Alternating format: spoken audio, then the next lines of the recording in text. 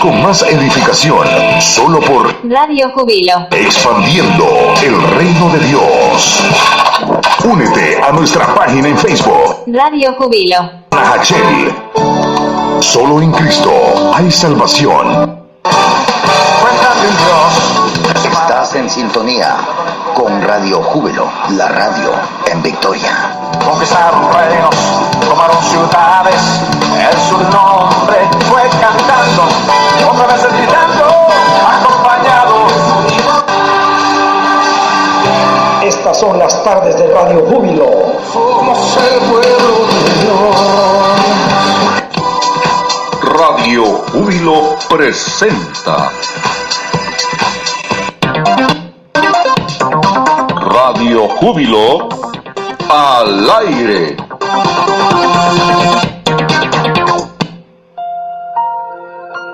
Bienvenidos una vez más a su programa Respuestas Evangélicas. Dios les bendiga, bienvenidos una vez más a su programa Respuestas Evangélicas. El día de hoy hablaremos acerca del video que hice contra Rafael Díaz y su enfoque de que Pedro era viudo. En ese video dejé claro que Pedro era casado, que Pedro tenía esposa, y puse de contexto a 1 Corintios 9:5, donde se pone una traducción en la que Gineca puede ser mujer o puede traducirse como esposa. ¿Qué es lo que le da el verdadero significado a las palabras? Bueno, pues nada más y nada menos que el contexto. El contexto es el que nos dice si una palabra se debe traducir como mujer o se debe traducir como esposa. Entonces, para esto vamos a ir al contexto histórico de que si Pedro era casado en primer lugar. El autor de la historia eclesiástica, Eusebio de Cesarea, por su parte hace eco de un relato de Clemente de Alejandría, escrito en el libro séptimo de los Stromateis, el cual contradiría la tesis de que Pedro era viudo y afirmaría la existencia de una esposa de Pedro, incluso cuando éste ya se contaba entre los seguidores más cercanos de Jesús. Y dice así lo dicho por Clemente de Alejandría: pues se cuenta que el bienaventurado Pedro, cuando vio que su propia mujer era conducida al suplicio, se alegró por causa de su llamada y de su retorno a la casa, y gritó fuerte para animarla y consolarla, llamándola por su nombre y diciendo: oh tú, acuérdate del Señor. Tal era el matrimonio de los bienaventurados y la perfecta disposición de los más queridos. Como lo dije, esto le dice la historia eclesiástica 3,30,2. Entonces, este es el contexto. La esposa de Pedro acompañó a Pedro incluso al suplicio. Si la esposa de Pedro estuvo dispuesta a acompañarlo al suplicio, por supuesto que estaba dispuesta a acompañarlo en su ministerio. El hecho de que la esposa de Pedro lo haya acompañado hasta el día de su muerte nos está diciendo que Pedro no era viudo, que Pedro sí tenía esposa, y que esta esposa lo acompañó incluso hasta el momento de su muerte. Ese es el contexto en que nosotros podemos traducir a 1 Corintios 9:5. Pablo hablaba correctamente diciendo que la esposa de Pedro lo estaba acompañando y que uno de los derechos era que ella también fuera sostenida por la iglesia, que comiera de lo que la iglesia les daba. Ese es el contexto inmediato. Ese es el tema de mi video. Para refutar mi video debían demostrar que la esposa de Pedro no existía, que Pedro era viudo. Pero Clemente de Alejandría, un padre de la iglesia, dice que no, que la esposa de Pedro la acompañó incluso hasta el suplicio. Por tanto, Pedro no era viudo, Pedro tenía esposa, y no hay nada que los apologetas católicos puedan hacer para refutar todo esto. El blanco de mi ataque no se ha movido ni un centímetro. Siempre ha sido demostrar que la esposa de Pedro le acompañó durante su misión de predicar el evangelio. Y he ofrecido evidencia sólida de que la esposa de Pedro le acompañó hasta el día de su martirio. Con lo que queda demostrado que Pedro no era viudo cuando conoció a Jesús, que Pedro no viajaba solo sin su esposa. Ese es el blanco, y al blanco se le puede pegar con distintas flechas, pero el blanco sigue siendo el mismo y el blanco no se ha movido ni un centímetro. Espero que les haya gustado este corto mensaje, mis queridos hermanos. Dios me los bendiga y hasta la próxima. Respuestas evangélicas.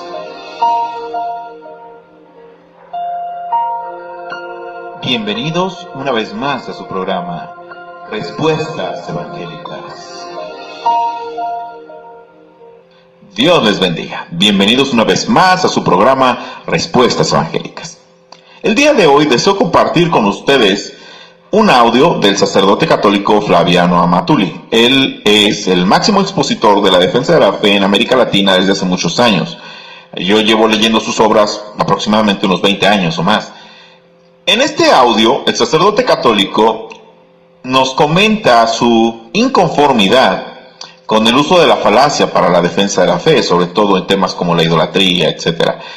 Me pareció un tema importante, me pareció un audio que podía despertar ciertas conciencias y que podía de alguna manera ser tan interesante para ustedes como lo fue para mí. Y si es así, les pido que dejen sus comentarios. Dios me los bendiga. Vamos a escuchar este audio.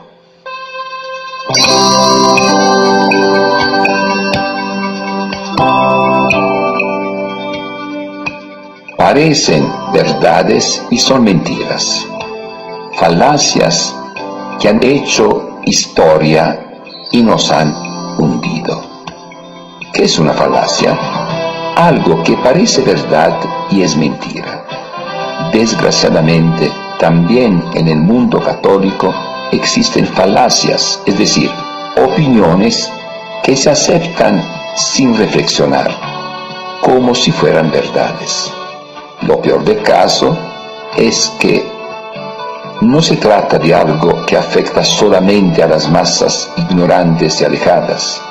Gran parte de los agentes de pastoral y del mismo clero piensan lo mismo y actúan en consecuencia. Esto representa sin duda una prueba evidente del estado de decadencia en que actualmente se encuentra nuestro catolicismo en general, más allá de toda retórica y buenas intenciones. En este contexto, la situación en que se encuentra algún pueblo, en el cual casi desapareció la presencia católica, se vuelve en un signo emblemático de lo que nos puede pasar en gran escala si no nos decidimos a enfrentar con seriedad el problema pastoral, luchando por abrir nuevos caminos para superar el actual estado de indolencia e inercia que por lo general está dominando nuestros ambientes. Piedad popular, falacia. Pobre gente, es difícil que comprenda y viva plenamente el Evangelio. Le falta tiempo y capacidad. ¿Por qué quitarle lo poco que tiene, con el riesgo de dejarla sin nada? ¿Por qué condenarla al infierno? En el fondo, está haciendo lo que puede. Por otro lado, posee un sentido muy profundo de Dios, todo sagrado y el más allá, que siga adelante por el camino que ya conoce. Es su manera de entender y vivir la fe. Es su camino para acercarse a Dios y alcanzar la salvación. ¿Qué derecho tenemos a meternos en su vida y perturbar su fe? Aclaración. Una cosa es constatar la situación en que se encuentran las masas católicas por ignorancia y hasta cierto punto sin culpa propia, y otra cosa es ver todo esto como un hecho normal, como si se tratara de un plan de Dios para la salvación de las masas, sin reconocer, como pastores, nuestra responsabilidad con relación a este fenómeno. En realidad, no se trata de quitar nada, sino de ayudar a las masas católicas a dar pasos concretos para la plenitud en Cristo y su Iglesia. Sin embargo, ¿qué está pasando en la práctica? Que se empieza con reconocer la piedad popular como un camino de salvación, a la insignia del octavo sacramento, representado por la ignorancia, y se termina por afianzarla más en beneficio propio, manejando actitudes y prácticas muy discutibles en el plan pastoral, que no tienen nada que ver con el auténtico espíritu cristiano, y dedicando a dichas prácticas tiempo y energías que se podrían emplear muy bien para ayudarlas a madurar en el sentido correcto. En lugar de purificar la piedad popular, con su actitud irresponsable, la enredan y confunden más. ¿Y por qué todo eso? Por el amor al maldito dinero. Por ese amor, los filósofos se vuelven sofistas y los teólogos charlatanes. Como dijo San Pablo, el amor al dinero es la raíz de todos los males. Primera carta de San Pablo a Timoteo, capítulo 6, versículo 10. Imágenes. Falacia. Es muy fácil y peligroso tratar de aclarar a las masas católicas en general el sentido auténtico de las imágenes, puesto que se trata de creencias muy arraigadas, transmitidas de generación en generación. Cualquier intervención de nuestra parte puede provocar en ellas una reacción violenta, como de hecho ha sucedido en distintas ocasiones. Por lo tanto, para evitar problemas, es mejor dejar las cosas como están. Por otro lado, para algo sirven, por lo menos para ayudar a las masas católicas a expresar y afianzar su fe y pertenencia a la Iglesia.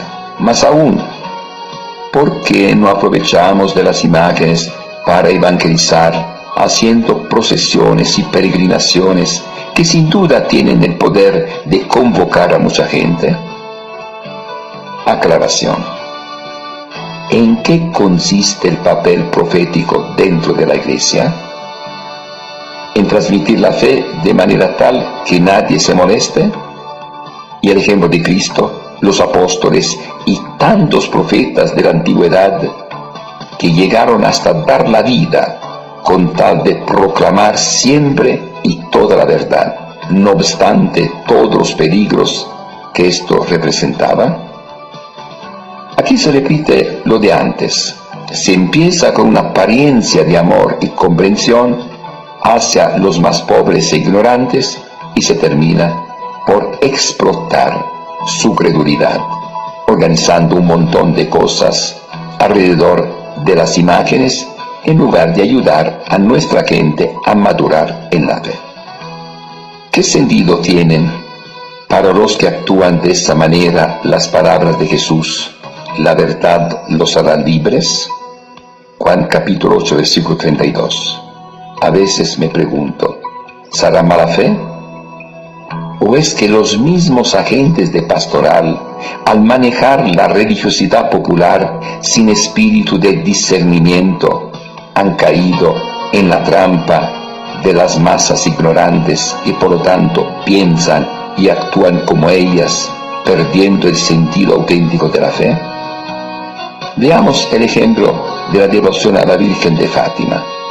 Un mensaje estupendo: conversión, oración y penitencia. ¿Y qué pasa?